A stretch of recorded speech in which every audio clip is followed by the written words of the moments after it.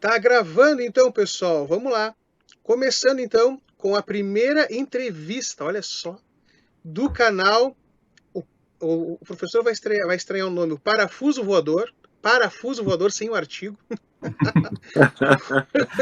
Parafuso Voador. Eu aqui, Rod Cáceres, anfitrião, junto com Pedro Porciúncula, escritor também. E a gente está de maneira impressionante com o professor, médico, gastroenterologista e escritor Antônio Sparvoli. Primeira entrevista do canal, dia 23 de julho. Que pressão, hein? Fala aí, Pedrão. Queria agradecer o professor para ter participado aí com a gente.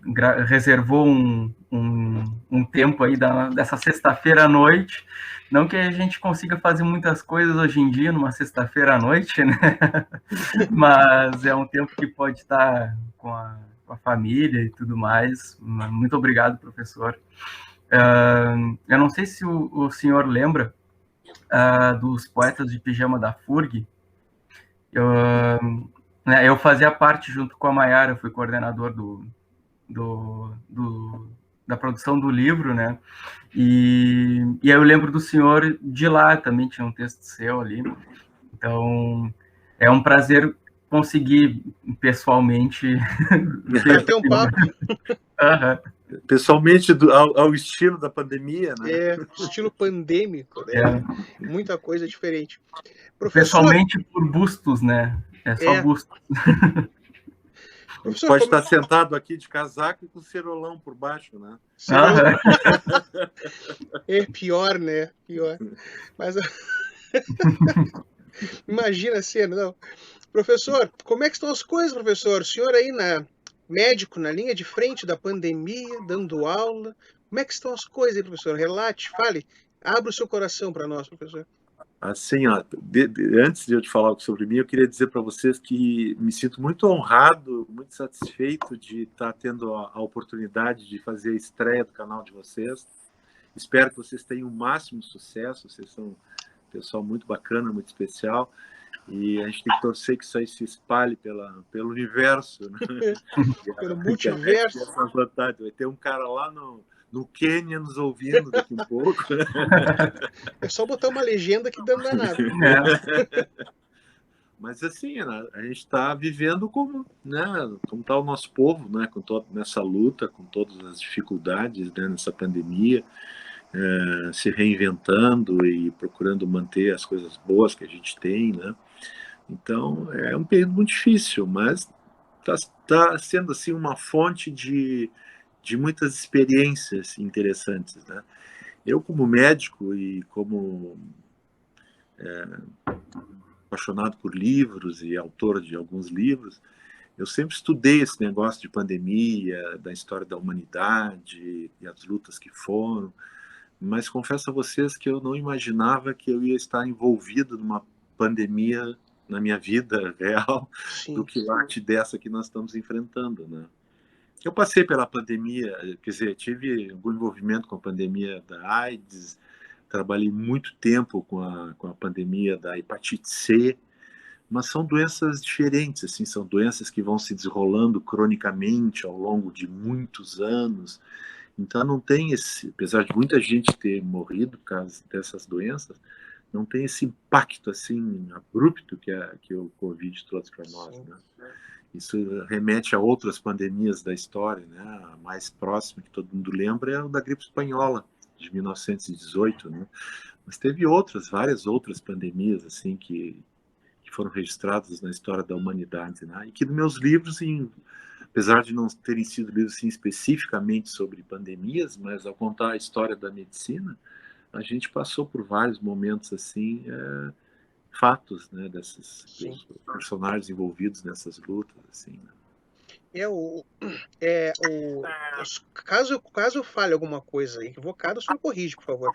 Mas o desenvolvimento do Covid e até a fatalidade muito rápido, né? 2 semanas, às vezes até pouco. Talvez, como o senhor falou, o HIV e a hepatite têm um desenvolvimento mais lento, né? Exatamente. Eu lembro, eu vou fazer 40 anos, né, professor? Eu lembro de alguma coisa da AIDS, principalmente depois que morreu o Fred Mercury, né? Que foi, acho que, a estrela maior, assim, que morreu de AIDS na época, que gerou uma comoção. E era bastante assustador, mas realmente acho que não temos comparação, né? Bem diferenciada. Porque foram doenças que foram, por exemplo, hepatite C, às vezes o indivíduo demora 20 anos para entrar numa fase grave da sua doença, né? Sim. Então, o cara tem muitas chances, assim, para se tratar, para se cuidar, para mudar os hábitos de vida, para procurar socorro, né? E essa doença, ela é bem assim, quando pega o indivíduo de jeito, vê que nem um caminhão caindo na cabeça do sujeito. Bem arrasando. É complicado. Complicado. Professor, de onde saiu, professor, o gosto pela medicina? O senhor tem pais, parentes médicos? Ou foi uma coisa sua? Como é que começou isso aí, professor? Pois é uma pergunta bem interessante, né?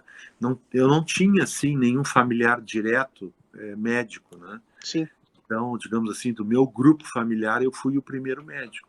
Teve alguns parentes, assim, bem distantes, assim, que eu praticamente não tive convívio, mas, assim, das pessoas que eu convivia, ninguém era médico, né? Então, foi uma coisa... É difícil te dizer qual foi o momento, assim, que eu resolvi fazer medicina, né? Tem um fato pitoresco, assim, que é meio estranho, mas quando eu tinha meus 14 anos, eu operei as amígdalas. Tá. Naquela época se operava muito as amígdalas, Isso. né? E eu saí... Alô? Agora sim, voltou. E eu saí do hospital, me operei na Beneficência na época, eu vou ser médico. Sabe assim, meio do nada, assim. Aí eu pensei assim, eu vou ser oftalmologista. Foi a minha primeira opção. Aí quando eu entrei na medicina, que a gente começou a estudar anatomia no primeiro ano, a coisa que eu menos gostei de estudar foram os olhos, assim, eu digo, não é oftalmologia. Sim. Aí depois eu pensei, quem sabe, comecei a ler algumas coisas sobre o Freud e tal, eu pensei, acho que eu vou fazer psiquiatria, vou estudar a mente humana, coisa fascinante e tal. Comecei a ler muito sobre psiquiatria, muito sobre psicanálise, participei de uns grupos de reunião, assim, muito legal. Quando eu cheguei no 4º ano de medicina, nós íamos naquela época para o hospital psiquiátrico. E aí aquele choque, assim, com a situação dos pacientes esquizofrênicos e tal, aquilo foi muito, muito pesado e eu, não vou ser psiquiatra. Apesar de gostar muito da teoria, né, a prática, aquilo... Difícil, né? Isso. Aí eu realmente decidi fazer a gastroenterologia no meu 4º ano de medicina. Então, finalmente, aí sim, encaminhei a essa especialidade, que é uma especialidade que lida muito com a influência das emoções sobre o aparelho digestivo. Uau! Então, num certo sentido, eu resgatei um pouco aquela coisa do gosto pela parte psicológica do ser humano, né? Como é que funciona esse negócio, professor, do sistema das emoções influenciando ali? Claro, a gente sabe, né? Mas é sempre importante ouvir de alguém que sabe mais. Como é que funciona isso aí, professor? Assim, por exemplo, existe uma síndrome muito conhecida que é chamada síndrome do intestino irritável. Também tem a que o povo chama de gastrite nervosa e que a gente chama de dispepsia funcional. Então, quando a gente atende as pessoas com esse tipo de problema, o gastroenterologista tem que estar aberto para escutar, não só, tipo assim, comi batata frita e me doeu o estômago, né? Mas saber qual é o contexto que a pessoa está vivendo, como é que estão seus relacionamentos, né? E aí a pessoa vai te contar que teve uma briga, que se separou, que o filho não sei o quê. Então, a gente vai entendendo a pessoa, vai compreendendo aquele ser humano, né?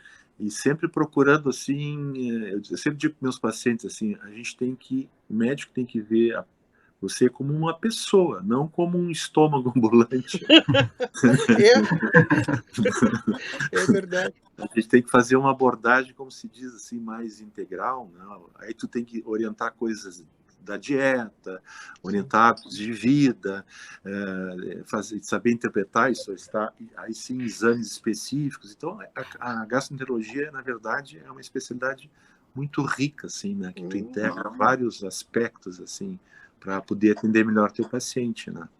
Eu tenho uma. Eu ligo, eu faço certas conexões, professor, que eu não sei se estão corretas, né? Mas aí, como eu sou escritor, eu, sem querer, crio narrativas para minha vida que às vezes não fazem nem sentido. Mas então, teve uma época, eu tive apendicite. Sim. E teve uma época, eu tive apendicite no período em que eu estava tentando manter uma dieta baseada em vegetais crus. Aí eu fiz a seguinte conexão. O apêndice, antigamente, era usado para digerir raízes, né? Algo assim. Eu pensei, puxa, será que eu tive apendicite por conta dessa dieta? Então a gente vai fazendo conexões alucinantes. Não, assim, eu acho que foi meio alucinante Pô, mesmo. viu só? Pelo menos eu sei que eu tô alucinando. Que tipo de vegetal cru que tu estava consumindo? Brócolis. Tem muitos casos de apendicite e as pessoas não estavam fazendo essa Não, pelo minoria que está fazendo essa tua dieta que faz apendicite. Pelo menos eu sei que era isso, né? Eu acordei de madrugada achando que era azia, tomei um copo de leite e fui me deitar. Meu Deus do céu. Quando eu acordei pela manhã eu tava mal. Apendicite não é brincadeira. É dolorido, né? Puta, louco. Deixa eu ver mais aqui, o que eu sei. Eu achei interessante uma coisa que o senhor falou que o senhor se operou e saiu do hospital, vou ser médico, né? E eu na minha cabeça também faço as minhas alucinações. As montagens. Né? E eu lembrei de quando eu me vi como escritor pela primeira vez, assim, tipo, o que foi, né, que disparou o gatilho? Foi com livros, né? Algum livro que bate na gente, tipo, vou tentar fazer isso, né? E aí me veio isso, assim, tipo, qual foi o livro que veio, assim, que o senhor também viu aqui, eu acho que eu consigo, eu acho que eu vou tentar surfar essa vida aí de escritor também. Pois é, essa coisa de ser escritor foi assim, ó. Eu sempre fui um apaixonado por livros, né? Eu estou aqui na minha biblioteca aqui com os meus amados livros aqui à minha volta, então sempre adorei ler, sempre li muito, desde bem novinho. E no início eu não pensava em ser escritor, né? Estava dedicado à minha profissão e tal. E aí aos poucos eu fui me apaixonando assim pela história da medicina, achando assim que tinha muita coisa importante para a gente aprender, para saber valorizar, né? E me dando conta assim que pessoas brilhantes assim, fantásticas, estavam completamente esquecidas assim das gerações mais jovens, né? E aí comecei a ler, fui lendo cada vez mais e lendo cada vez mais. E aí, à medida que ia lendo, parece que eu ia construindo assim uma narrativa na minha mente, assim. Eu fui montando aquela estrutura daquilo, assim, meio que sem querer aquilo, sabe? Trabalhando, e pouco começava a ler um livro, começava a conectar coisas e tal. E ao longo da minha vida, às vezes escrevia um conto, às vezes rabiscava uma pequena poesia, mas tudo assim, sem maiores pretensões, né? Eu sempre escrevi muito assim meio de supetão, né? Vinha aquela coisa e o pai escrevia um conto, uma coisa assim, né? Bom, e aí esses livros não, aí eu comecei a pesquisar e foi, bom, eu digo assim, passaram-se nessa brincadeira acho que uns 4, 5 anos. E aí o que aconteceu? Um belo dia eu digo, agora, vou começar a escrever. E botei aquilo assim no computador, né? E aquilo verteu e veio. Foi um troço assim, sabe quando tu abriu as torrentes da paixão? Foi um negócio absurdo, assim. Eu, em geral, escrevia das 10 da noite à meia-noite e meia. E depois, sábados e domingos e feriados. É assim que eu fazia. Né? Porque desculpa interromper, seu primeiro da Mandrágora, a Penicilina, é um livro bem grandão. Tem quantas páginas, professor? É umas 500 páginas. Ele é bem grandão. Eu lembro de ver, falei, tá grandão esse aqui. Porque assim, ó, na verdade, eu até peguei aqui para mostrar para vocês. Mostre, por favor. Eu fiz 3 livros, tá? Ok. O primeiro livro que eu fiz, não sei se aparece aí. Parece? Dá para ver a capa, só não consigo enxergar o título. Ó. Febres, pestes e miasmas. Miasmas. Ah, legal. Esse, não sei se vocês reconhecem a figura da capa aqui, esse aqui é o médico da peste. Sim, sim. Que é uma figura assim muito interessante, assim, muito estranha. Eu sei que eles botavam um algodãozinho na ponta desse... algo assim, né? Aquele bico ali, eles tinham substâncias aromáticas, porque eles achavam que a peste era transmitida pelo miasma. O que é miasma? É como se fosse um vapor, assim, de doença, entendeu? Que aquele vapor ia e pegava nas pessoas e adoecia as pessoas. Então, aquele bico ali é para botar substâncias aromáticas e ervas e tal, que eles achavam que impedia o miasma de entrar neles, né? Sim. E eles circulavam pela Europa da idade... Esses aqui apareceram na volta de 1600 e pouco. E atendiam os pacientes, né? Na verdade, eles só davam socorro, porque morria todo mundo com aquela peste miserável. Hoje a gente tá rindo com vergonha. Estamos rindo de nervoso. Tu sabes que conhece o negócio da pandemia atual? Vi várias pessoas botando assim, será que é o fim do mundo e tal, né? O fim dos tempos, várias pessoas, né? E sempre que eu vejo, eu respondo, não é, está morrendo 1 a 2%. Na pandemia da peste bubônica, morreu metade da população, foi 50%. Eu escuto, o mundo professor, não terminou, né? Eu escuto esses números e eu não consigo mensurar. Meu Deus, 50% da população. Que obviamente, que ano foi, que período foi a peste bubônica? Foi 1432 foi a pior epidemia dela. A população... Depois teve outros episódios, né? Mas Sim. já não tão violentos quanto aquele. Teve no século XVI. A população era bem menor, né, professor? O que representa menos mortes, né? Se morre metade do... Sim, menos mortes totais, mas mais mortes absolutas. As cidades ficaram assim, desertas, né? Sim. Não tinha gente para trabalhar nos campos. Depois teve uns anos de fome, assim, porque terminou grande parte da força produtiva, né? E a gripe espanhola, que é a mais próxima a nós aqui, se fala que morreram de 50 a 100 milhões de habitantes. Que absurdo. Uma época que a população era muito menor que agora, né? Sim. Se tivesse 1,5 bilhão, talvez, naquela época. Imagina, seria como se hoje em dia tivesse morrido 300 milhões de pessoas, né? Sim. Se a gente tivesse um número de um percentual de morte semelhante hoje numa pandemia, a gente não conseguiria dar conta dos corpos. Não, ia ser um terror, né? Não teria como dar conta dos enterros. E eu estava vendo uma matéria esses dias, professor, aí a gente vê aquilo, né? A gente vê as coisas na internet e depois coloca. Sobre a ideia do... Eu esqueci o termo, professor. Quando a gente faz o velório de uma pessoa, existe uma secreção que vai parar no solo e ela pode infiltrar nos canos e chegar à água potável. Como é que é o nome daquilo? Esqueci, professor. Por conta dos velórios da pandemia, esqueci. Daí eu esqueci, infelizmente. Mas como é que é o nome? Chorume. Chorume é o termo. Então a gente já tem já existe um medo hoje por conta do chorume das vítimas do Covid infectar o solo, o solo freático, como chamam, né?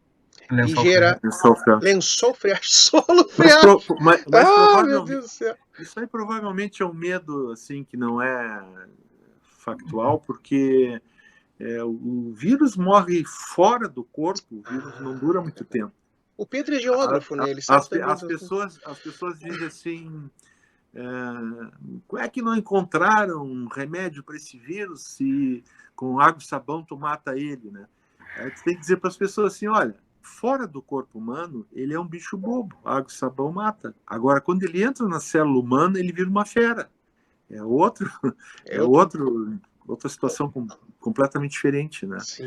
Eu acho que é um pouco daquilo de quando está estudando biologia, ciências lá na escola e estão estudando vírus, a pessoa, eu nem quero ser médico, para que eu quero ver isso? Aí nessa parte que a gente aprende o básico, né? Não entende, né? Não tem. E uma das coisas estranhas dessa pandemia, não sei se vocês vão concordar comigo, mas a gente vê assim, quem está tomando as grandes decisões assim, do que vão fazer, do que vão abrir, do que vão fechar, em geral são os políticos, né? Pessoas que não têm o menor conhecimento, né? Agora vamos liberar os estádios. Quem é que está liberando o estádio? É a Conmebol. A Conmebol entende de epidemia, né? Vamos liberar os jogos da Libertadores, vai ter... da O Flamengo já Libertadores jogou, ter... né? Entendeu? São umas coisas assim, sem nada a ver, né? Então acontecem esses erros, assim, totais. Eu penso mesmo sobre escolas, né, professor? Eu sou professor também, e fico pensando como é que eles conseguem cogitar aulas em turno integral, inteiro, né, com turmas cheias. Como é que pode... Então, aí a gente tem, claro, a ideia de que, bom, são os grupos grandes, os grandes grupos escolares, as grandes empresas escolares que estão fazendo pressão para liberar, mas é um verdadeiro absurdo. Aí isso que o senhor falou, eu concordo, obviamente. E isso me causa, professor, como é que eu vou explicar? Aí, muito pessoal, me causa uma desconexão com a realidade, às vezes, que me deixa perplexo. Como que pode? Como é que eles conseguem cogitar abrir shopping, fazer campeonato, abrir escola, se a gente não conseguiu conter ainda? É surreal. É surreal. E tu vê que isso é um problema assim que percorre todo o planeta, né? Sim. Então, por exemplo, a gente viu, quem pôde assistir, a final da Eurocopa na Inglaterra, estádio lotado, aí os caras botam assim, isso me irrita muito, com todos os protocolos. É verdade. Pô, aí os caras estão tudo embolado, abraçados, se beijando, se esfregando, todos os protocolos. O que foi? O cara deve ter passado o álcool gel na entrada, alguém fez aquela medição de temperatura, que é também uma coisa fajuta. Sim. E aí ficaram todo mundo se esfregando. Bom, o que está acontecendo? Está explodindo casos de novo na Inglaterra. Sim. 40 mil casos por dia, não sei o que, a tal da variante Delta é essa, né? Sim. Eles fizeram um dia de abertura na Inglaterra, né? Esses dias aí. Eu vi uma comemoração, foi na Inglaterra, e tá todo mundo na rua, e queriam festa, e fizeram um baita festão para abrir. Eu fiquei só olhando, meu Deus do céu, como é que pode? A Holanda fez um festival lá de música, não sei o quê. Daí uns dias, pum, explosão de casos. Nos Estados Unidos, na Flórida ali, estão abrindo a Disney World, aí, entre aspas, com todos os protocolos de segurança. Eu odeio isso aí. Aí, então, bom, já está explodindo os casos na Flórida também. Claro. Entendeu? Enquanto as pessoas têm que se conscientizar de uma coisa límpida e clara. Enquanto não tiver 70% a 80% da população vacinada, o vírus vai e volta. O vírus vai e volta. Tem que ter 70% a 80% para ter o que a gente chama de imunidade coletiva, em que os mais fortes protegem os mais fracos, em que os vacinados protegem os não vacinados. Nós temos atualmente no Rio Grande do Sul, que é um dos estados que está mais avançados, 25% da população com as 2 doses da vacina. Então, é uma pessoa de cada 4. Estamos longe da imunidade coletiva. Aí, qualquer coisa que o cara falar, tira uma foto de um leito de UTI vazio. Acabou a pandemia, vai todo mundo para a esbórnia. Não é assim. É impressionante, né? O vírus volta, ele já fez isso 3, 4 vezes, ele fez isso. Sim. Ele teve um pico, diminuiu, esbórnia, volta o vírus. Cai a pandemia, esbórnia, o vírus adora esbórnia. Ele adora aglomeração. Ele adora sala fechadinha, com todo mundo como é que fala, ficando uns com os outros. Que ele é uma beleza. Bate palmas. Assim. Mas a gente... nós estamos num período da existência humana, professor, com uma quantidade muito grande, muito profunda, muito grande, muito exata de tecnologia, de informação. E aí é uma opinião pessoal, obviamente, né? Aí, se vocês concordam, vocês comentam.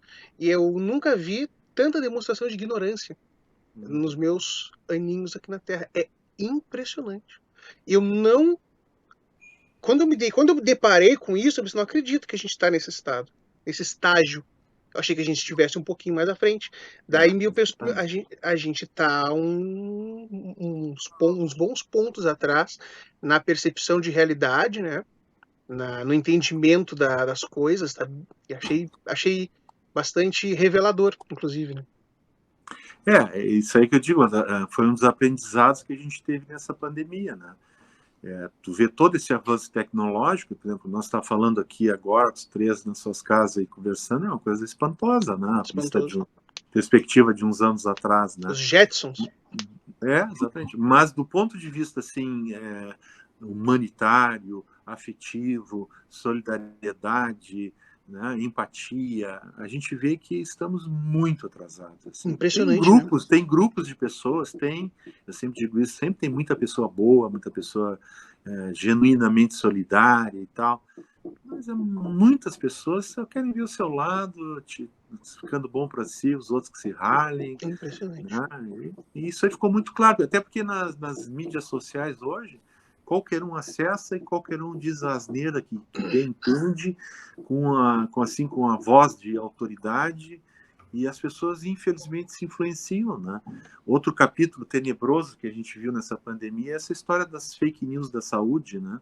Fake news sempre existiram, mas tem com essa força, com esse vigor e aplicado à área da saúde, tem sido terrível para o enfrentamento dessa pandemia, né? As mentiras relacionadas às vacinas, aqueles absurdos que a gente escuta, né? Isso aí afasta as pessoas da vacinação, retarda a vacinação, as pessoas ficam hesitantes, como se diz, para se vacinar. Eu estava vendo agora um dado que tem 500 mil pessoas acima dos 40 anos que não foram se vacinar no Rio Grande do Sul. Eu vi no seu Facebook. Eu vi. Tu viu? E aquelas pessoas ficam meio de cultura, né? Elas são meio de cultura para o coronavírus. O bicho fica ali nadando à vontade, ali se reproduzindo, malhando, tendo variantes perigosas. Os caras são meio de cultura. E o cara não se dá conta disso, tio. Não se dá conta. Aí outra coisa horrível, o cara faz a primeira dose, aí tem uma dor de cabeça, teve uma febre, o corpo doeu, durante um dia, e o cara diz assim, quase morri. Então, o que você sentiu? Uma dor de cabeça, quase morri. Por uma dor de cabeça, durou quantos dias? 1 dia e meio. Mas foi horrível, quase morri. E aí o cara não vai fazer a segunda dose, né? É uma coisa assim, sem noção, né? Se o cara dá uma circulada por uma enfermaria de Covid, aí ele vai ver o que significa quase morrer. E é um quase que se prolonga por dias ou semanas, de muito sofrimento. O cara morrendo asfixiado, as pessoas acham assim, os médicos vão lá, entubam os caras quando dá na telha. Não, os médicos seguram o máximo que pode, quando o cara está morrendo asfixiado, que vai morrer ali em meia hora, 1 hora asfixiado, o médico entuba o cara. Entendeu? E as pessoas não se dão conta disso. Né? É a morte no gerúndio, né? Exatamente. Então, e outra coisa que vai se ver muito agora com o fluir dos tempos é a história do Covid longo, né? As sequelas a longo prazo do Covid, né? Coisas pulmonares, coisas cardíacas, coisas no aparelho digestivo, que é da minha área, sequelas cerebrais, isso aí vai ficar se arrastando, não se sabe por quanto tempo, poderá ser meses, ou não se sabe ainda, talvez anos. Né? Bom, e as pessoas estão todo mundo na esbórnia. Eu fico muito irritado com isso. Você tem ainda as pessoas que estão se automedicando e que vão ter sequelas e problemas por conta dessa automedicação alucinante, né, professor? Isso está meio associado com o pânico, né? Tu sabe que essa coisa do pânico nas pandemias, eu trabalhei muito nos meus livros, né? Em todas as pandemias, tu vê assim comportamentos de pânico. Por exemplo, só vou te contar um exemplo. Fale vários. Na gripe espanhola, no Rio de Janeiro, olha só a situação. Foi também assim, deu um pânico na população, né? Todo mundo desesperado, os médicos não sabiam o que fazer. Na verdade, em 1918, sequer se sabia que era um vírus. Você sabia disso? Não. Não sabia. Foi identificado que tinha sido um vírus em 1935. Então, eles não tinham nem bem noção do que estavam enfrentando naquela pandemia, né? Morriam como mosca, né? E aí tu vê, aí surgiu uma história no Rio de Janeiro que canja de galinha era bom para a gripe espanhola. O que aconteceu? O povo se atirou nos galinheiros lá e roubava, que depredaram, que roubavam, saíam correndo com as galinhas rindo de nervoso. Poder fazer as canjas, né? Minha nossa. Entendeu? Então, só que aí passaram-se 100 anos e eu tinha, tipo assim, uma fantasia. Não, agora os seres humanos estão mais evoluídos e tal, vão fazer as coisas assim de modo mais coerente, com mais lógica. Não, a mesma coisa, da pânico, cada um faz o que quer. Impressionante. É aquilo que nós estávamos comentando, né? Que infelizmente parcelas da população não evoluíram como seres humanos, né? O cara está dirigindo um carro última geração, mas é como se ele tivesse montado no mamute com uma clava na mão, porque a pessoa é a mesma. Né? Não evoluiu. Perfeito. A civilização, assim, parece que é uma capinha de verniz, assim, passando, pegar umas pinceladas, assim, de verniz, aquele verniz de civilização. Pra ficar bonito. Eu nunca fui tão... que não se rompe tudo. Eu nunca fui tão otimista quanto vocês, né? Eu tava legal. Que a humanidade... Não. Uma coisa muito mais simples, que é, por exemplo, um treinamento de incêndio, né? Que as pessoas fazem em alguns lugares, né? Aqui mais em empresas, mas em outros países que fazem nas escolas, então tudo tem aqueles negócios, né? Quando dá um alarme de incêndio, como proceder e tudo mais. E quando as pessoas não têm, né? Aí é aquele cada um por si, aquela loucura generalizada, né? Então eu associo um pouco com isso, esse comportamento. Bate o pavor, entra o pânico, a pessoa sai fazendo qualquer coisa para tentar se salvar, né? E se achar que tem que atropelar alguém ou passar por cima, vai fazer, né? Então, nessa analogia com a questão com essa situação, eu consigo enxerrar isso. O que pode acontecer é brabo, cara. Opa, caiu. Não tem problema. Professor, isso aí acontece. Às vezes cai mesmo. Não precisa pedir desculpa pra gente, mas se rachou alguma coisa aí, aí é com a esposa. Conta pra minha esposa que aí é diferente. Professor, bem, sobre os seus livros, vamos fazer um apanhado aí, professor. Então, o senhor escreveu 3 livros, não é? Certo? Esse primeiro que eu mostrei para vocês, o Febre, Pestes e Miasmas, foi uma edição assim bem restrita. Que eu fiz em 1916, no correr de 1916, 15, 16, que naquele ano eu fui paraninfo da turma de medicina de 1916. E aí eu já vinha trabalhando com esses conteúdos há bastante tempo, né? Me veio fazer um livro e vou dar de presente para os meus alunos. Aí eu fiz uma edição limitada. Você me contou isso aí lá no colégio. Não, no colégio, lá no... Agora eu dou aula e não sei mais onde eu ando. Lá na livraria. Pode continuar. Na livraria. Aí eu dei de presente para eles e com o compromisso que só eles teriam esses livros, né? Não faria uma nova edição como a que eu dei para eles. Até pode ser que futuramente eu faça uma edição ampliada e tal, mas aquela ali seria só deles.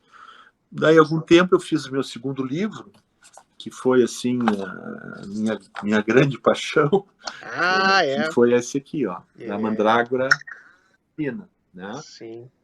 Aqui na capa, não sei se vocês percebem, aí é um quadro famoso do Charcot, que foi um grande médico da época, né? E o nome é meio peculiar, da mandrágora penicilina, porque foram dois balizadores do tempo que eu analisei nesse livro, que foi no início, assim, 1800 e pouco, por ali, que a medicina estava deixando de ser uma medicina basicamente mística e estava começando a tomar áreas científicos, né? O método científico estava entrando, né? E aí começou, em 3, 4 gerações, sobre a influência do método científico, a medicina evoluiu mais que em 2 milênios anteriores, né? Então, século XIX, iniciozinho do século XX, até onde eu abordo, que é até mais ou menos 1928, que foi quando o Fleming descobre a penicilina. Então, dentro desse cenário, porque o nome é da mandrágora, que era uma planta usada pelas bruxas. Eu ia perguntar isso aí.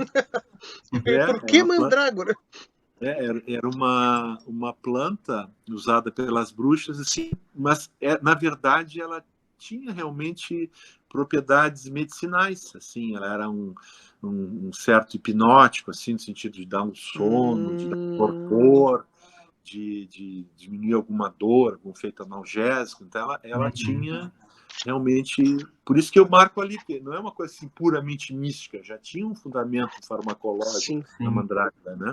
Quando eu falo dessa planta para os mais jovens, assim, a gente faz referência a um dos filmes do bruxinho, como é o Harry Potter, que eles estão numa aula de bruxaria.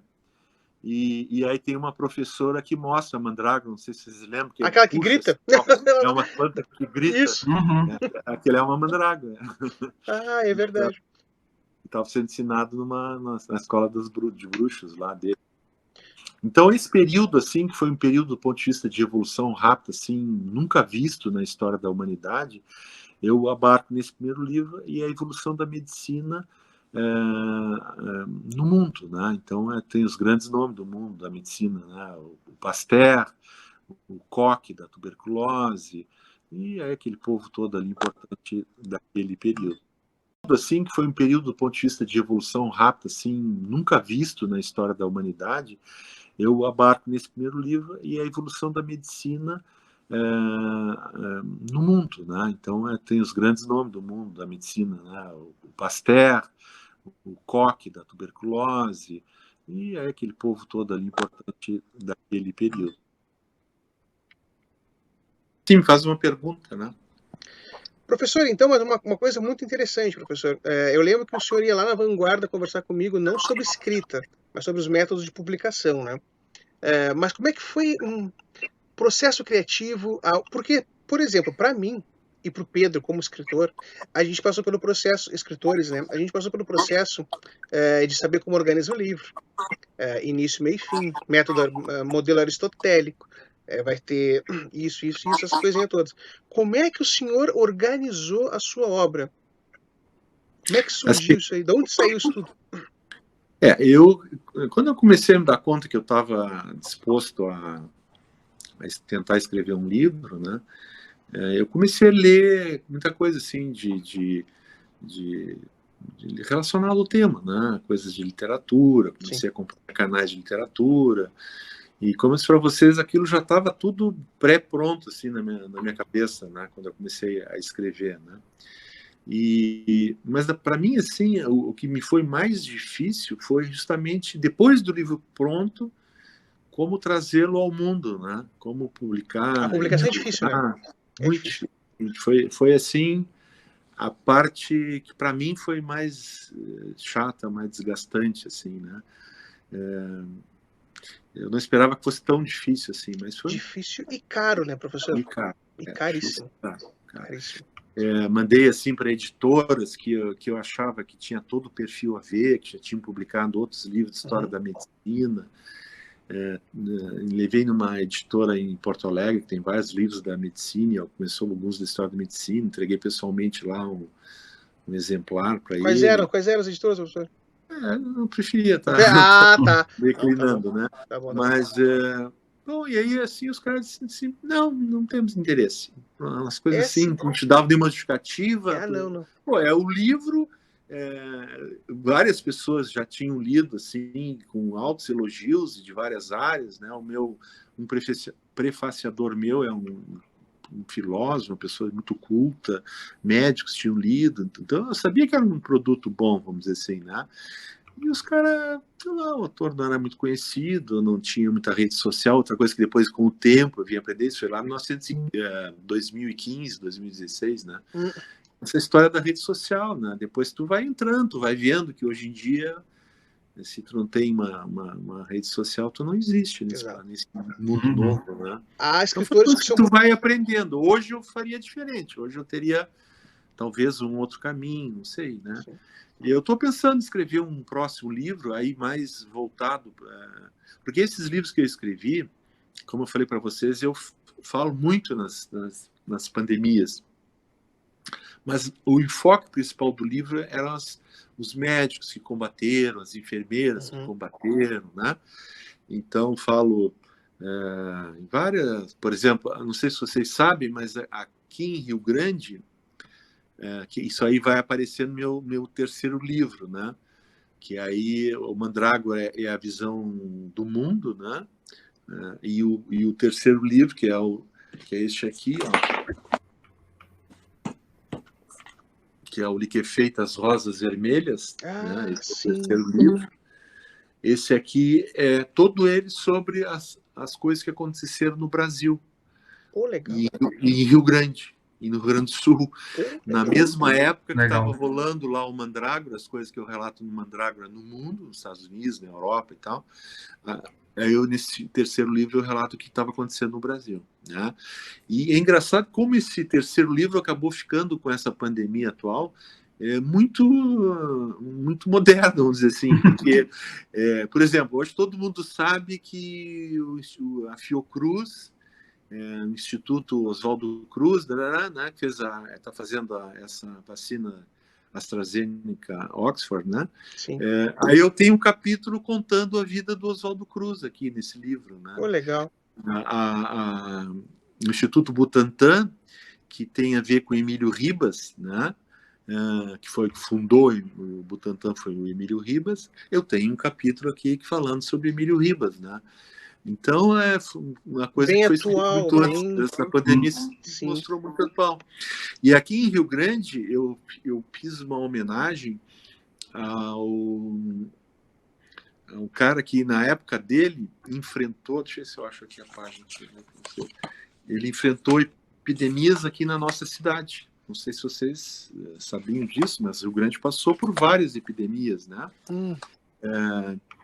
Por exemplo, no início do século, o Augusto Duprat, que é esse meu homenageado, foi um médico, ele era um sábio, assim, ele era um homem de uma estatura assim enorme, né?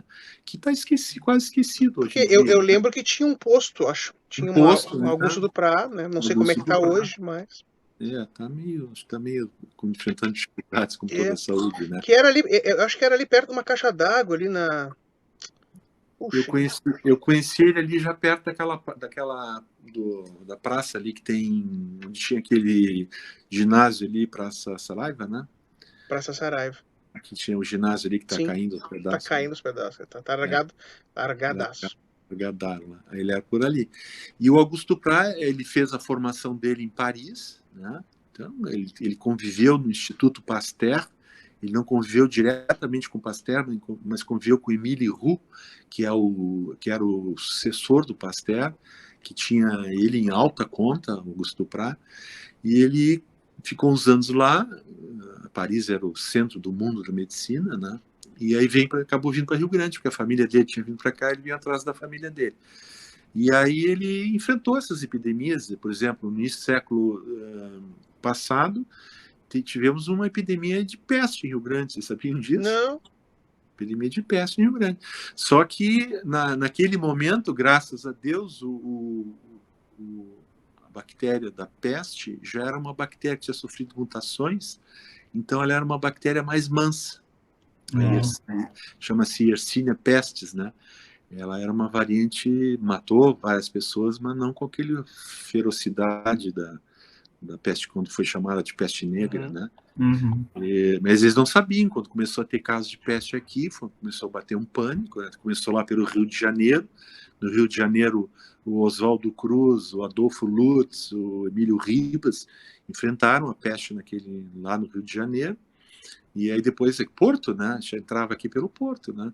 Aí vem para Rio Grande e tal, mas não acabaram controlando. Não foi uma coisa assim. Sabiam que era o rato que tinha a pulga do rato que transmitia, então já tinha medidas que foram bloqueando a disseminação daquela pandemia. Sim. Você sabe que Rio Grande teve uma epidemia de cólera? Não. Caramba. Não.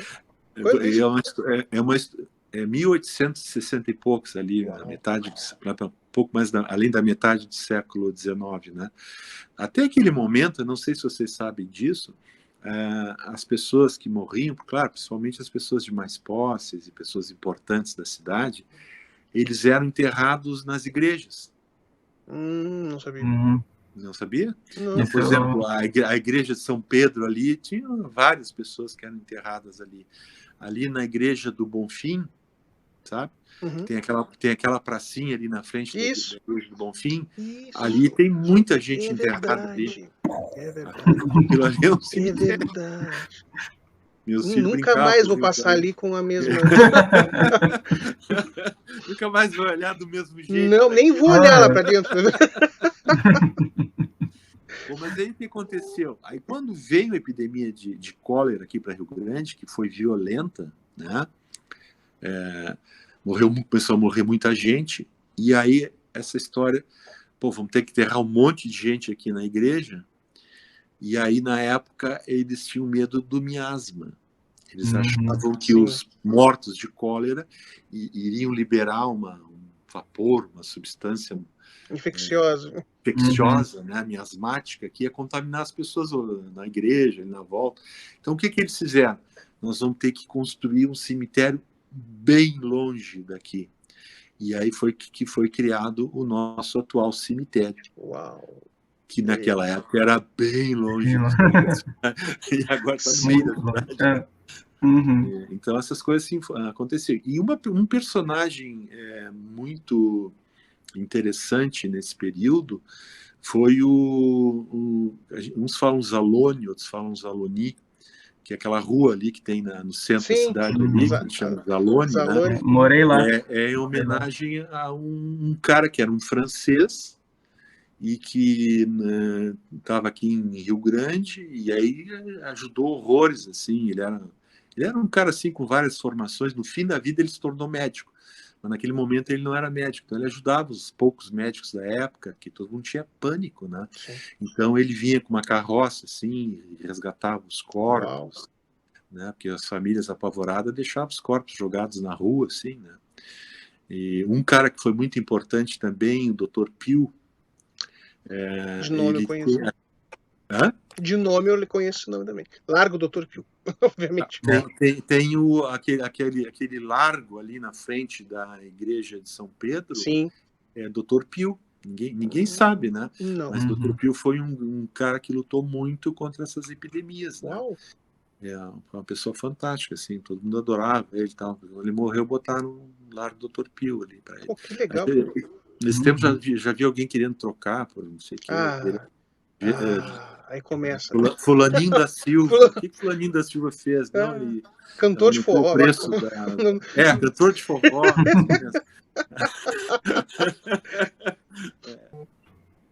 Tava falando pro Pedro aqui, professor, tava falando que quando a gente escuta o nome das pessoas, os nomes das praças, dos lugares, a gente acha que foi um militar, que foi um ditador, que foi um político qualquer. A gente nunca sabe, de verdade, a relevância da pessoa, né?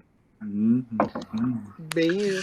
Uma coisa que eu acho muito incrível, assim, voltando, já que estamos em época de Fiocruz e Butantan, em 1928, o Augusto Duprat e os médicos da época organizaram um evento sobre medicina sanitária aqui em Rio Grande, que era uma coisa assim espantosa para a época. Rio Grande, uma cidade pequena, conseguir fazer um evento científico daquele quilate. E na época eles inauguraram um busto, na verdade, naquele salão de entrada ali da Santa Casa, que tem aquela escadaria de mármore ali, do Oswaldo Cruz. O Oswaldo Cruz, naquele momento, era o grande ícone assim, do sanitarismo, movimento sanitário no Brasil e tal, né? E aquilo ficou algum tempo ali. Depois, ninguém sabe por quê, aquele busto foi retirado dali, e atualmente ele está numa pracinha, ali aquela pracinha perto do quartel ali, passa aquela rua que é a 24, né? E a outra que é o Almirante Barroso, que cruza ali, tem uma pracinha ali, tem um... Sim, uma pequenininha. de cachorro-quente. Ele é uma Isso. pracinha pequena ali. Sim. Se vocês passarem por ali, eu aconselho que olhem um busto que tem ali naquela pracinha ali, esquecido. Todo mundo passa por ali e ninguém Nem sabe olha. o que é. Nem olha. E é o grande Oswaldo Cruz, que vem em 1928 aqui, foi inaugurado o busto dele nesse congresso que teve lá, organizado pelo Augusto Duprat. E o Augusto Duprat, por sua vez, que, como eu disse para vocês, foi um monstro, assim. O capítulo dele que eu dedico a ele no meu livro, Que Feitas Rosas Vermelhas, eu chamo assim, Augusto Duprat, um sábio nos Pampas, né? E ele trabalhou por 40 anos na Santa Casa, né? E aí, num daqueles espaços no interior da Santa Casa, se vocês andarem por aquele corredor principal ali no térreo, de vez em quando tem um espaço verde, assim, não sei se vocês lembram ali. Num daqueles espaços está ali também o busto daquele grande homem, Augusto Duprat, esquecido ali, as pessoas passam por ali correndo, ninguém olha. E aí, nessa época, eu comecei a levar os meus alunos da medicina ali e mostrava, contava um pouco da história para eles. Mas eu passei turístico. Um passeio turístico ali e cultural ali para os alunos saber valorizar as coisas do nosso passado, né? Porque o Brasil é muito um país sem memória, né? Isso. Não só nas pessoas médicas, mas em todas as áreas, né? Que é uma grande pena, né? Porque a gente acaba repetindo os mesmos erros, né? Se tu não conhece a história, né? E aí começa a acontecer aquelas questões, né? Tipo, de querer apontar, dizer que a história estava errada, porque eu acho que foi daquele jeito, né? E aí... Sempre muito achismo, né? Achismo é um instrumento demasiadamente poderoso. E tem a seleção da memória, né? A seleção da referenciação também, né? Ainda tem esse critério, né? Esse filtro que dificulta um pouco, né? Dificulta um pouco saber para onde o que vai acontecer, né? Professor, entrevistão. O que eu vou lhe perguntar? Próximos livros? Não, eu tenho pelo contrário, eu tenho uma pergunta. Quer falar, Pedro? Vou deixar tu falar. Vai, Pedrão. Manda, Pedrão. Então, já como a gente veio falando, né, que o senhor se inspirou muito nas pandemias, né, para produzir os seus livros. E eu gostaria agora de seu lado escritor também, saber se a pandemia agora afetou a tua criatividade, se aconteceu um golpe, sabe, um rebote nesse tempo que a gente está vivendo hoje, porque eu conheço muita gente muito escritor, que com tudo que aconteceu, todas as situações, não só da pandemia em si, mas de tudo que está em volta, se travou, não conseguiu escrever palavra nenhuma. Como é que está sendo esse processo com o senhor? Assim, pergunta bem interessante. Bem interessante a tua pergunta, porque eu acho que num primeiro momento, assim, a coisa foi tão impactante, assim, ninguém sabia direito o que ia resultar disso, e começou a morrer muita gente. Eu acho que, né, eu também me senti muito impactado com isso tudo, né? E, não, ali naquele momento fiquei seco de criatividade, não li, muito preocupado com todas as questões da saúde, das pessoas, até no Facebook ali comecei a fazer um trabalho assim de esclarecimento. A minha ideia sempre foi fazer um trabalho de esclarecimento ali, porque comecei a achar assim que as pessoas estavam muito desorientadas, muito perdidas assim, e muito bombardeio dessas malditas fake news. E eu fiz aí fiquei muito tempo trabalhando com isso, e claro, para tu passar uma mensagem verdadeira, né? Eu não sou epidemiologista, não sou infectologista. Eu acabei estudando muito sobre isso, né? Sobre o vírus, sobre todos, que foi um conhecimento assim que vem evoluindo ao longo do tempo, assim, né? Sempre coisas novas, e coisas conflitantes, e coisas polêmicas, né? Então, estudei muito sobre isso para poder dizer alguma coisa com credibilidade para as pessoas, né? E aí esse trabalho todo relacionado com o estudo desse novo vírus consumiu muita energia, né? Porque eu sigo trabalhando normal, né? Minha atividade como médico não diminuiu uma vírgula, né? Então acabei consumindo muita energia, né? Claro. Muita gente as pessoas ficaram muito assim com dificuldade de ter acesso aos serviços médicos com outras doenças que não a Covid, né? Então chegou um momento assim que as pessoas também estavam ficando meio desesperadas, que não conseguiam ser atendidas. Então a gente acabou trabalhando muito assim, mesmo não tendo um trabalho diretamente com Covid, né? Mas muitas coisas relacionadas e sequelas digestivas pós-Covid, muitas coisas, né? Então nesse período assim, por um longo tempo, realmente eu não tive assim energia para direcionar para um novo livro, vamos dizer assim. Mas eu começo muito esse processo assim de construindo na minha imaginação, lá em algum cantinho do meu cérebro, e construindo uma situação. Então, provavelmente, um próximo livro seria a continuação daquele primeiro livro que eu falei para vocês, que é o Febre, Pestes e Miasmas, né? Então, uma versão ampliada, né?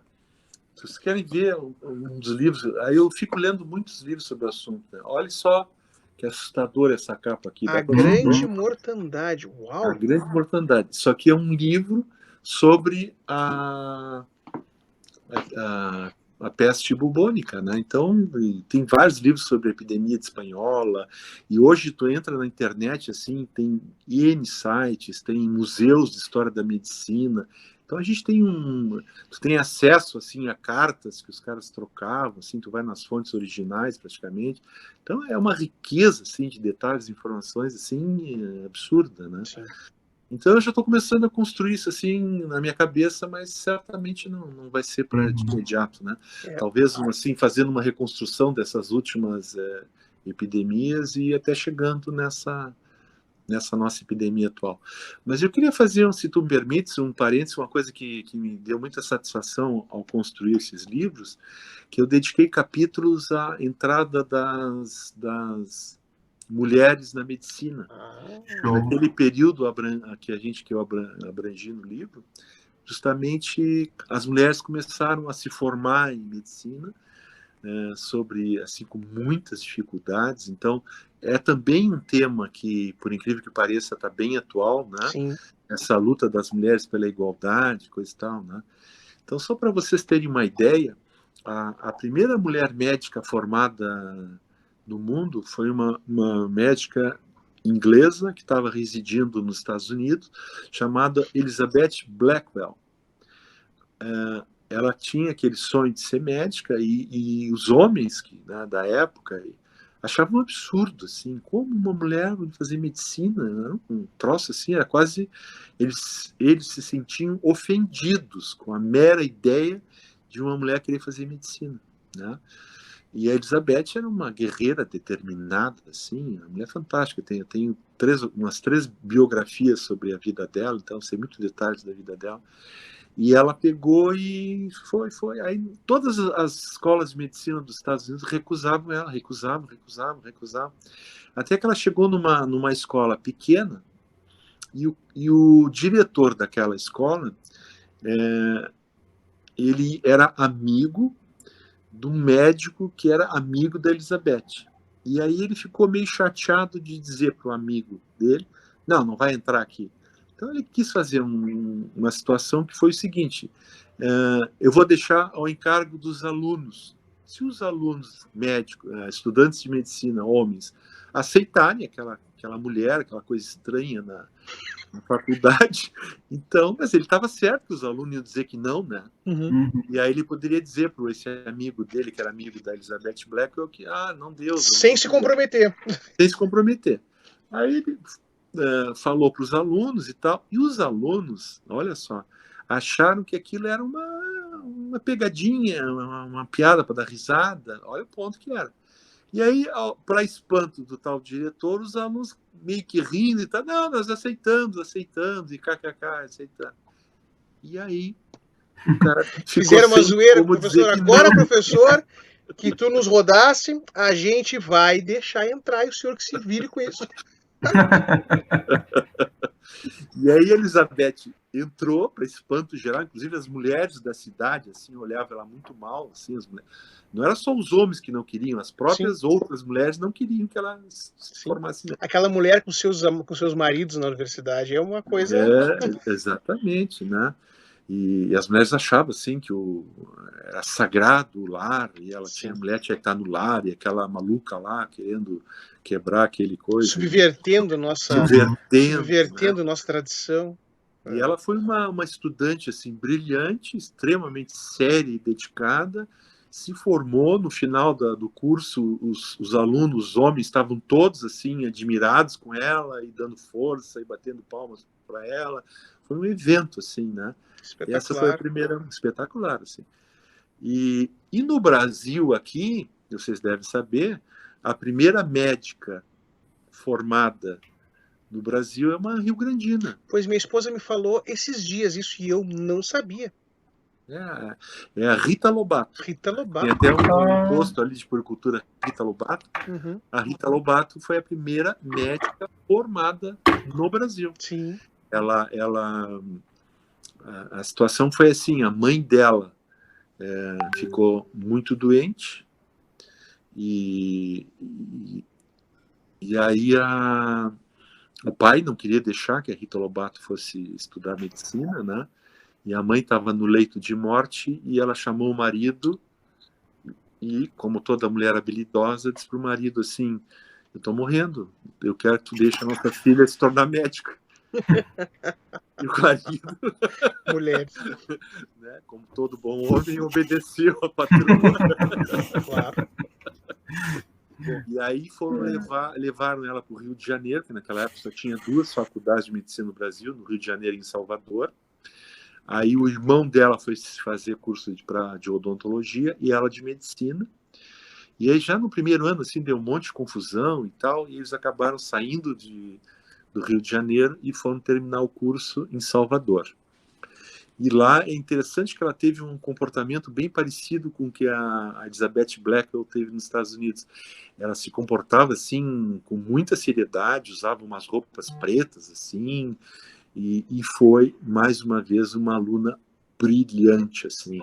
Dizem que ela espetacular, diz que ela tinha uma memória assim, prodigiosa.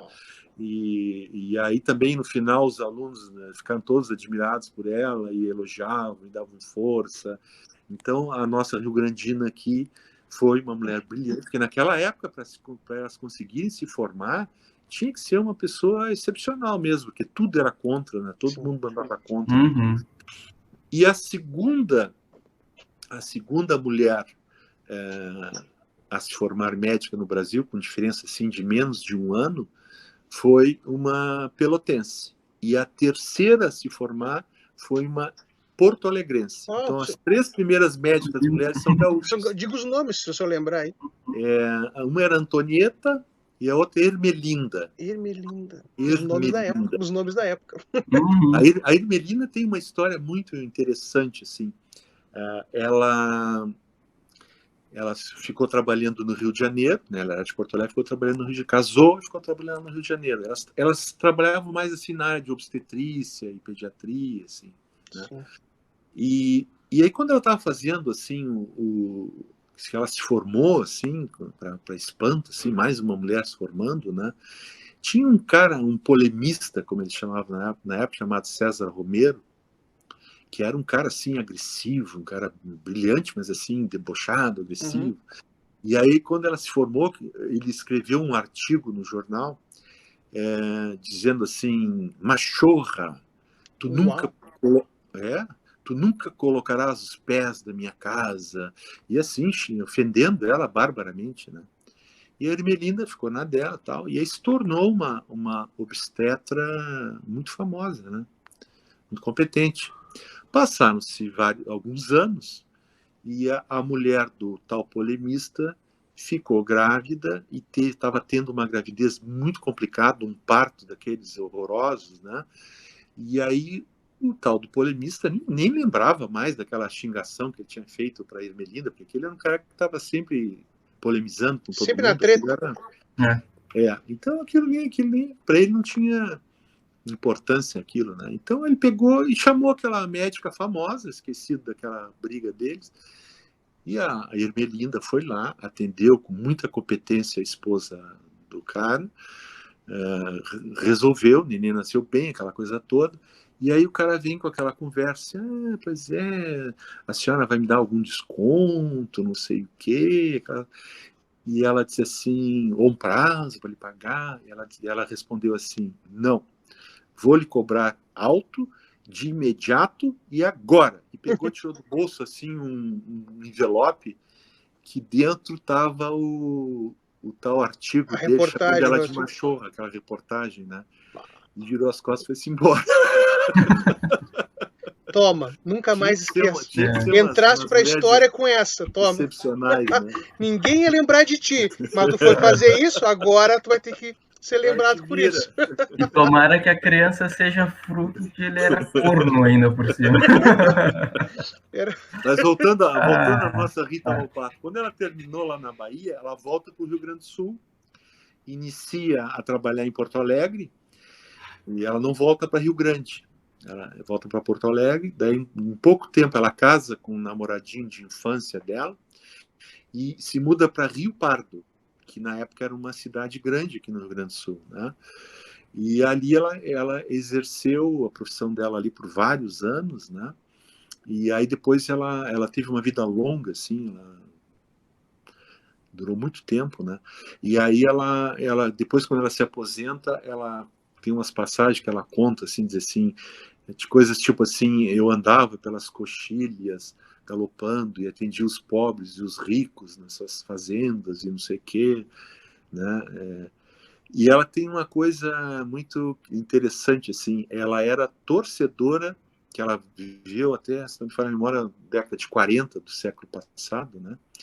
E ela era torcedora do Internacional e Olha aí, acompanhava as partidas num radinho que ela olha tinha. aí.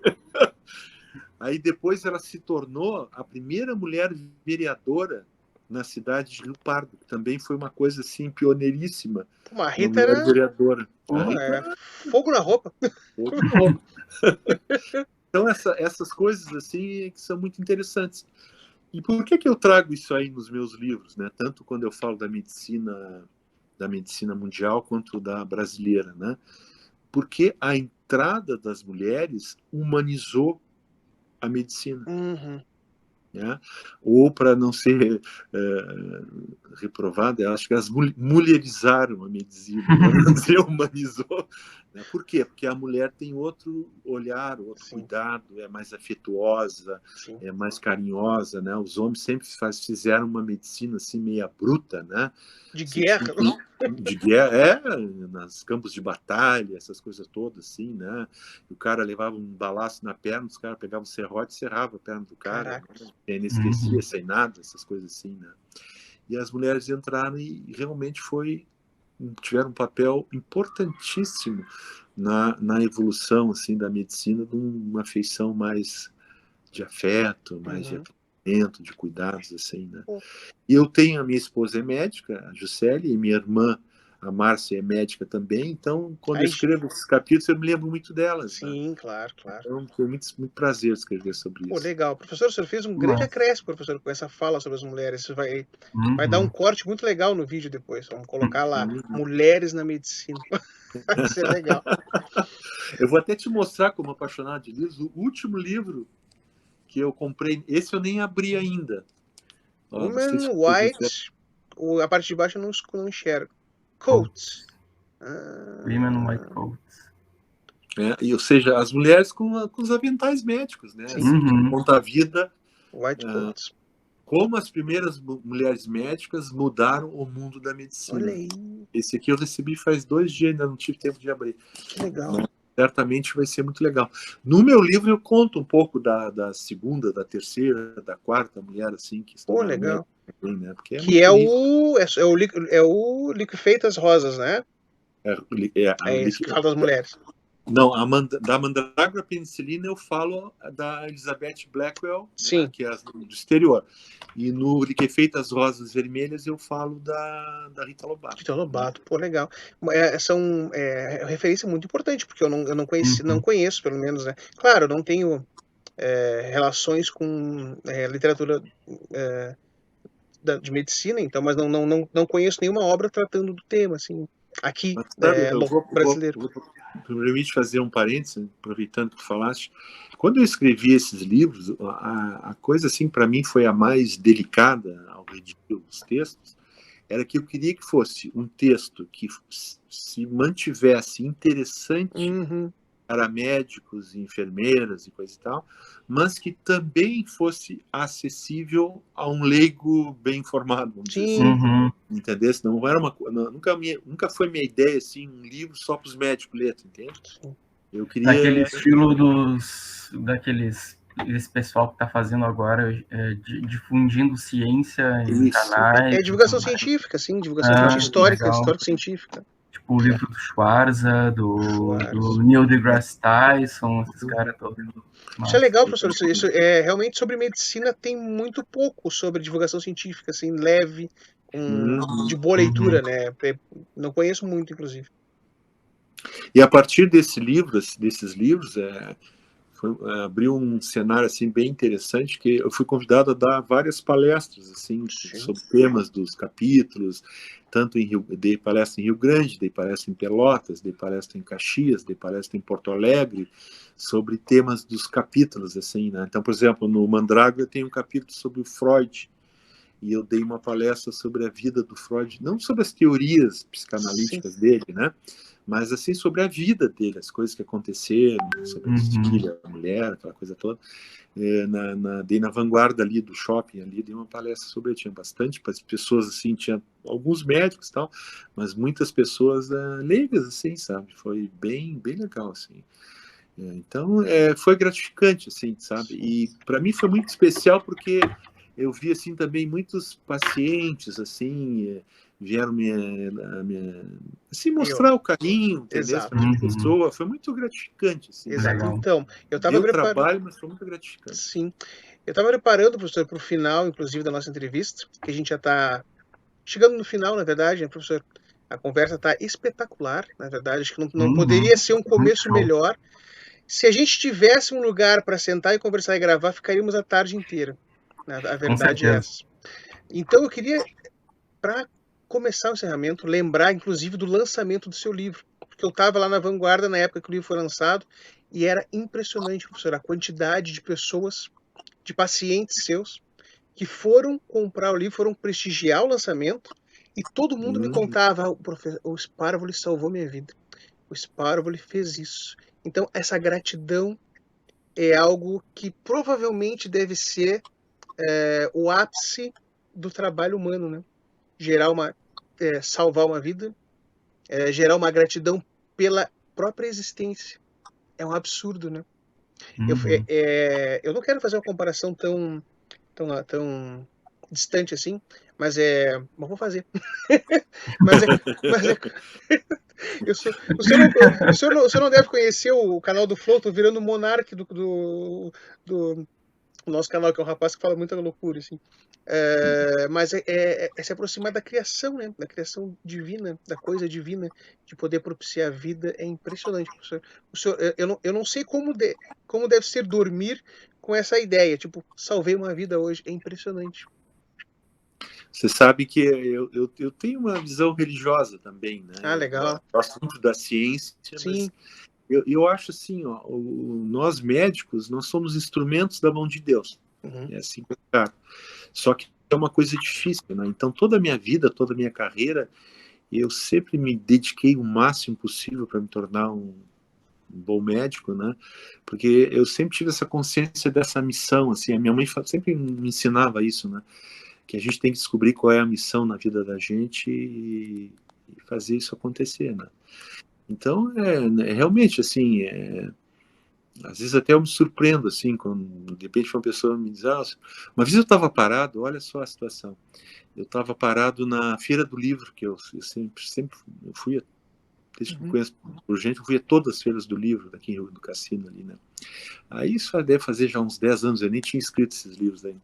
E eu estava assim, olhando os livros, assim, bem absorto, né? Aí de repente se aproxima um rapaz e chamou assim, olhei, não reconheci, e ele disse assim para mim, doutor, o senhor não deve se lembrar de mim. E eu olhei, não lembrava mesmo. Lembro sim, lembro sim. Claro que lembro. O senhor salvou a minha vida, diz ele. E eu digo, como? Olha só, ele diz assim, há 15 anos atrás eu bebia muito, estava muito mal, e o senhor conversou comigo e me estimulou a parar de beber, eu parei de beber, recuperei minha saúde, estou bem até hoje, o senhor salvou minha vida. E assim, uma coisa que tu não tinha tido mais retorno daquilo, entende? Uhum. Eu passei aquela mensagem para ele, ele recebeu, acolheu, porque tem, né, tu tem que passar a mensagem, o receptor tem que acolher, né? Uhum. Cair, como se diz, a semente cair em terreno fértil, né? Sim.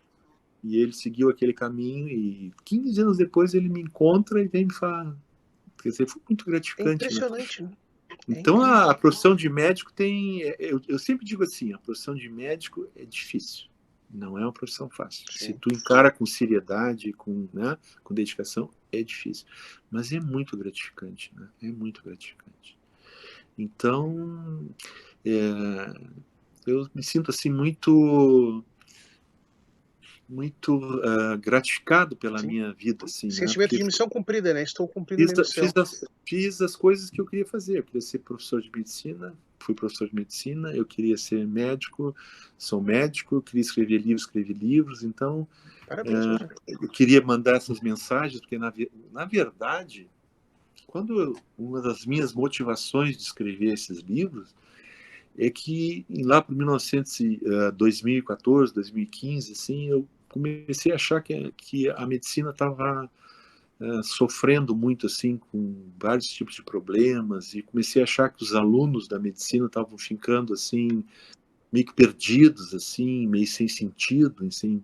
Eu digo assim, eu quero fazer alguma coisa que resgate para eles, né, a história dos nossos ancestrais e por que nesse momento eles estão aqui estudando, para eles entender de onde a gente veio e para onde a gente vai, né? Sim. E senão tu fica assim, com aquela baixa autoestima, achando que tudo é uma porcaria, que nada vai dar certo, que, né? E que é um sentimento geral hoje, né? As pessoas estão muito abatidas, né? Muito abatidas. E a gente tem que mostrar, não, olha, a vida tem valor, o conhecimento tem valor, estudar é importante, se tornar um profissional competente, seja qual for a tua área, é importante, ler é importante, entender o mundo ao teu redor é importante, né? Uhum. E isso aí é uma coisa assim que estava na minha cabeça quando eu escrevi esses livros também, né? Que legal, professor. Pode continuar, desculpe. E assim, outra coisa que foi um período legal também, que quando eu estava terminando esse Mandrágora, foi coincidente com aquele período que a Faculdade de Medicina estava fazendo seus 50 anos. Né? Então também foi uma coisa assim, eu queria aprontar esse livro para coincidir com aquele período dos 50 anos da Faculdade de Medicina. Né? Legal. O seu livro, então, tá... Bom, fora o primeiro, os outros todos estão à disposição nas lojas. Tem ainda para a pessoa encontrar, né? O Mandrágora, ele praticamente está esgotado. Muito bom. Esgotou toda a edição dele. Esse mais novo, ele ainda tem alguns exemplares, até porque depois entrou esse negócio da pandemia, e aí a gente tem que fazer um trabalho de divulgação e tal. Isso aí tudo parou, né? Isso aí tudo parou.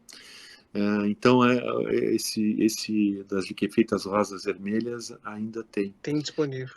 Tem. Deixa eu te comentar por que chama liquefeitas rosas vermelhas. Eu queria te contar, não, naquela vez que esse bate-papo que a gente fazia lá na livraria. Se contou, professor, foi. Me desculpe. Por que será que isso não me surpreende? É que o meu HD é pequenininho, professor. A minha memória é uma loucura. Não me surpreende. Mas é assim, ó, nesse livro, Liquefeitas Rosas Vermelhas, um dos capítulos do livro eu conto a história da tuberculose, principalmente o que aconteceu aqui no Brasil, vamos dizer assim, né? Porque a história da tuberculose é imensa, né? Já as múmias dos faraós tinham sinais de tuberculose, né? Diferente do coronavírus, do SARS-CoV-2, que é uma coisa de pouquíssimo tempo, a tuberculose é uma história milenar. Né? Mas eu peguei mais a parte aqui do Brasil, para não ficar extenso demais. E aí encontrei um poema de um cara falando sobre a tuberculose. E aí, nesse poema, o cara chama assim, Rosas Vermelhas Liquefeitas, é o início do poema. E aí ele vai falando. O Rosas Vermelhas Liquefeitas se refere ao sangue que os tuberculoses expelem, né? Sim. Na tosse. Na tosse, né? Então, apesar de ser bonito, na verdade é uma coisa de médico. Pois mesmo, é. né? Primeira associação, olha, romance de amor deve ser. Perfume. Amor, é um banho de sangue, na verdade. Perfume, isso aqui lá. Professor. Professor. O Spar foi poético no seu título. Não, foi bem sangrento. Mas tem poesia, não deixa de ter poesia aí. Sim, exatamente, tem poesia, exatamente.